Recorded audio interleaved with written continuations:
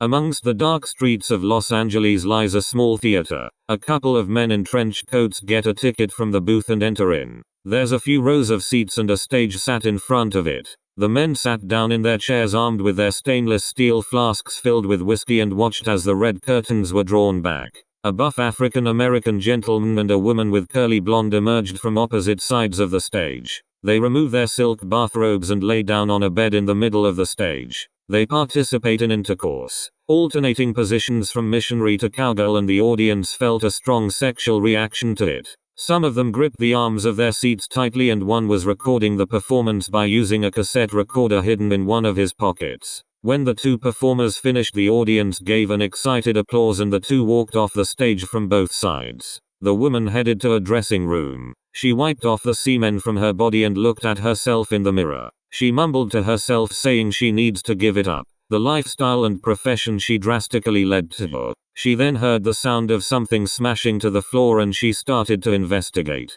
She headed to a small toilet with a shower in the corner. Before she could turn to the door, a figure in black suddenly appeared in front of her from the shower and stabbed her in the stomach. She screamed and got thrown violently down to the floor. Her vision became very blurry and saw the figure in black walk off, leaving to bleed to death. She gave her last breath and slowly died on the cold floor. The TARDIS lands on a street corner and Louisa stepped out. She recognized where they've landed and it was the exact place when she first met the Doctor. Los Angeles in 1979. She was quite astonished by this. Back in her own time, and looked around. Everything was still the same. No occurred alien invasion and no time slips in reality. The Doctor walked out and leaned against the doors. She asked him if it is the end. He looked puzzled and said to her if she means their travels. She said yes. They've returned to the same city and same time when they first encountered each other. He said that the TARDIS is temperamental and can occasionally end up in the same location depending on how many times it has landed. She wondered about it at first but switched her mind to if it's the last time they'll spend traveling together through time and space. He gave a deep breath. He said to her that it's her choice, if she wants to be back in her reality or continue traveling with him. She then said to him about the ones who traveled with him. What happened to them? He went on to explain that his previous companions can come to conclusion to settle down in their own time, whether they are tired of it all or want to have an opportunity to prove themselves pending on their growth when they traveled with him. She then said, did any of them die during their time with him? He said a few. They were out of his hands and he couldn't save them. She walked over to him and stroked his arm. She felt sorry for him for losing the people he showed the universe to, and he quietly put his hand on her shoulder. Louisa made the decision. She was going to leave the Doctor and return to her own life. It was fun, scary and thrilling seeing all those various places. The Doctor nodded and accepted her leave from the TARDIS. She hugged him tightly. A tear dropped down from her eye and said thank you for the amazing experience. She bided farewell to him and walked off down the street. The Doctor looked on at her and then turned to the TARDIS. Before he can fly off on his solo travels, he decided to check what the streets of LA have to offer and walked off in the opposite way. He approached a downstairs bar called Stiffs and entered in. He headed to the bar and ordered a tequila sunrise. His ears pricked up and noticed band was tuning up for a performance. Then the music began. It was nothing he had ever heard before. He's listened to many artists from multiple decades, but for the first time this subgenre of music wasn't clicking with him, and this screechy nonsensical noise, what some kids called music, absolutely didn't jive with him. He quickly finished his tequila sunrise and headed outside. He brought out a packet of cigarettes from his pocket that he forgot about. 19 were still left in the packet and he decided to have one. He preferred the electronic ones with multiple flavors and proceeded to light on. A voice interrupted him and a teenager in black leathers approached him. He asked the Doctor if he can borrow his lighter and the Doctor kindly accepts. The teen introduces himself as Kelvin and says he here at Stiffs to see the band swatch. The Doctor mentioned how uninterested he was with the band's sound and how they were preforming. Kelvin said that they are a no-wave band. The Doctor then gave puzzled response to this. What on earth is no-wave?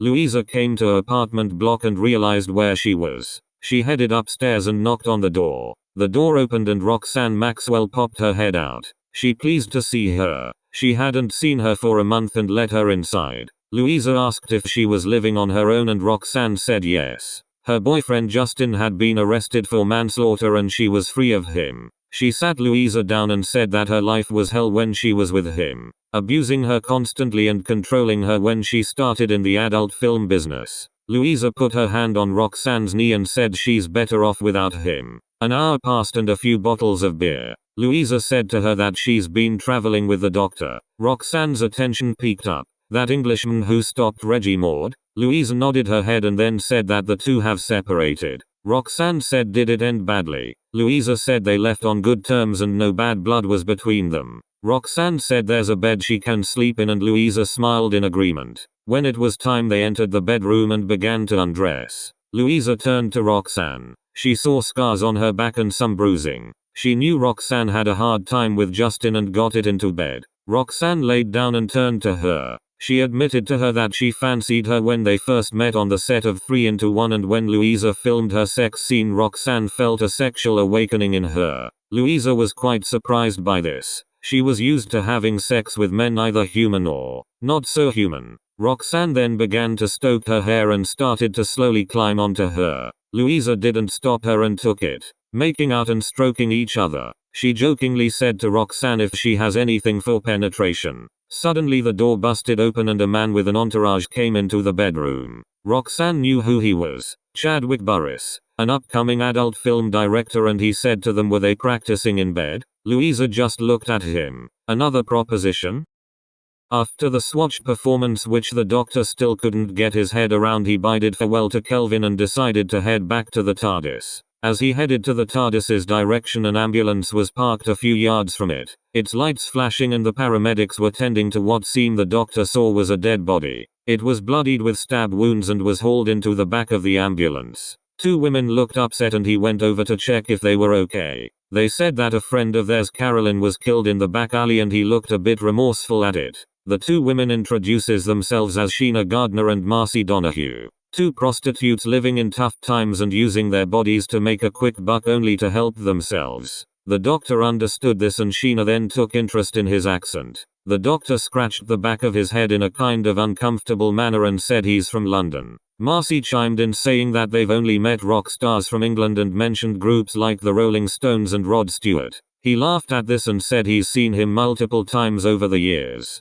Sheena in a flirty manner asked him if he can come back to their place and the doctor kindly denied the offer. She went on saying that she and Marcy need protection from the Pussycat Killer, a mysterious murderer whom being killing numerous prostitutes, adult film actresses and exotic dancers. News reports cited them in places like San Diego and San Francisco. Carolyn was a prostitute and became a victim to these killings. The doctor thought about it at first and then agreed to go back with them only to keep them safe. Sheena and Marcy bring the doctor to their apartment. It looked run down with the wallpaper peeling off and mold at the windowsills. Sheena gave him a little tour of the place. When they went to the kitchen area, she quickly pulled a frying pan out and smacked it on the counter. Cockroach, and she let off a little erg. He looked at it and said something about moving a grain of sand can the earth forever. Her response was that this Englishman had sympathy for dead vermin and said that she's be cooking supper. Meatloaf. Marcy gave a groan and said to Sheena that it'll be stone cold again. Sheena didn't listen and began to prepare what she was cooking.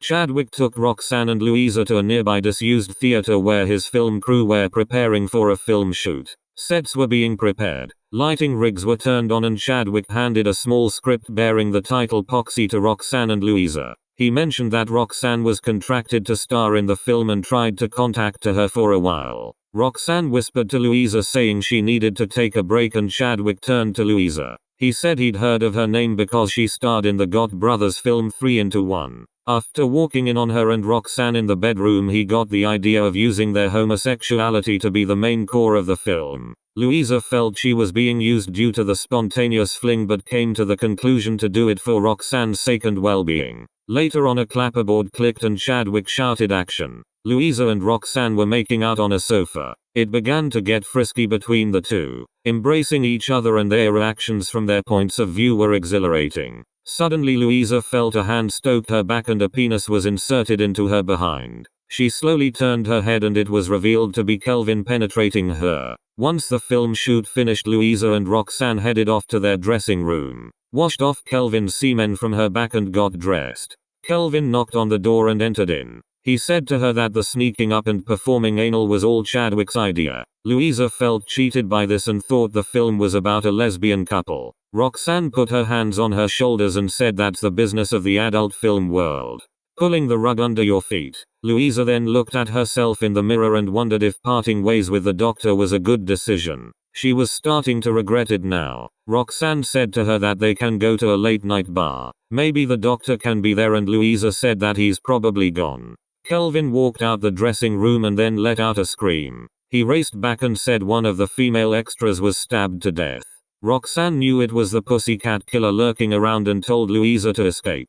Kelvin assisted them by helping them climb out of the dressing room window and managed to get out. Kelvin wasn't so lucky and ended up being slashed by the pussycat killer. Louisa and Roxanne raced down the street. She saw the TARDIS still on the street corner and tried to open it. The doors were locked. She banged the doors yelling for the doctor and no response came from it. Meanwhile, the doctor was sitting on the sofa eating cold meatloaf and watching shoddy cable TV. He then felt a vibration coming from his jacket pocket. He pulled the sonic screwdriver out and knew that someone or something was attacking the TARDIS. Marcy joked if the sonic screwdriver was either sex toy or a toothbrush. The doctor just stared at this response and leapt from the sofa. Sheena asked where he was going. He said he need to be somewhere and she got hold of her jacket. She and Marcy were coming with him. He told them to stay here because of that pussycat killer lurking about, but Sheena disagreed and he rolled his eyes at this.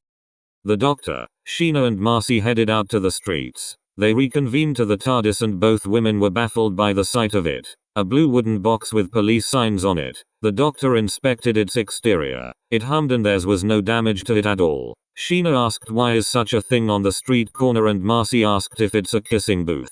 The doctor got that from a response from a child from Norwich and loudly said no. Then screams from a nearby alley were heard and the doctor quickly responded to it. The doctor hurried to the back alley where Louisa and Roxanne were. He saw that they were in danger from the pussycat killer and came face to face with him. The killer turned to the doctor and shouted out that he recognized him. The doctor wasn't sure who it could be and the killer revealed its identity. It was the police officer who shot Reggie Maud. After those events, the officer called Tellier went insane because of his partner's horrific death and become institutionalized somewhere in San Diego. He somehow managed to escape and went on a killing spree, murdering women in adult avenues, what he terms as filth.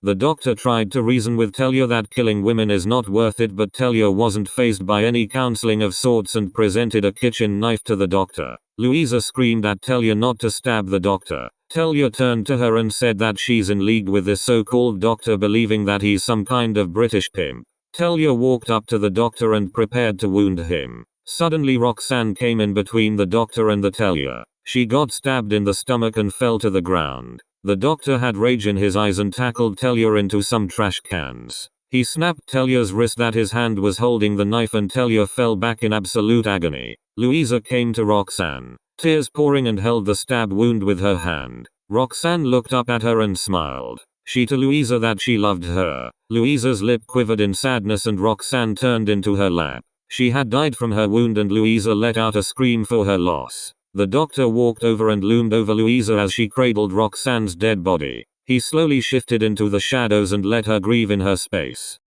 Police officers arrested Tellier and got sent away. The doctor looked on as the patrol car drove off into the night. His thoughts were rambled with images of imprisonment and execution involving an electric chair, like he was prophesying the man's fate. Sheena and Marcy walked up to him and asked about Tellier's motives. The doctor said that his partner got mutilated by the dogs that got injected and went on a rampage around the city. Both women knew of this and mentioned that United Task Force had to shoot them all down. The doctor just nodded to this and then looked at Louisa sitting down in front of the TARDIS with her head face down in her knees. Sheena said that Louisa needs him. The two of them seem close and Marcy, smoking a cigarette, says that he is the one she needs the most. The doctor says that it's probably right thing. Traveling with Louisa had given him some openness to him and the deadliest of adventures brought them closer. Their trust in each other was more stronger than the other companions he traveled with, and Sheena said to him to go to her. She also gave him a piece of paper. It had a telephone number on it and she said if you need a talk she can provide it, like she's a sort of therapist. He thanked her and went their separate ways. He sat down next to Louisa. Without eye contact or turning her head, she put her hand on his arm. The doctor remained silent until she came round to talk to him. She did so and says to him if he lost someone personal to him. He says he did but didn't elaborate on his past on his home planet, but also kept it hidden and sealed his past to himself. The ultimatum was either she stayed in her own time or travel with the doctor. She then looked up at him and in a wimpy tone of voice said that she'll continue traveling with him. There was nothing else left to do here and she thought about coming back to him after filming Poxy. The doctor agreed and helped her up to her feet. He said to her if she's making the right choice. She says she's doing the right thing and held the door handle of the TARDIS. All these adventures, the wonders of the universe and dangers they have every turn. It's a psychological palate cleaner and she's couldn't have those experiences like no other. It was thanks to the doctor, an intelligent alien in a cream linen suit, darting across universes helping people and taking down the wraiths of evil in a wooden police box. She opened the door and walked in. The doctor followed and closed it. The TARDIS began to dematerialize off the street corner, leaving a cosmic cloud in its wake.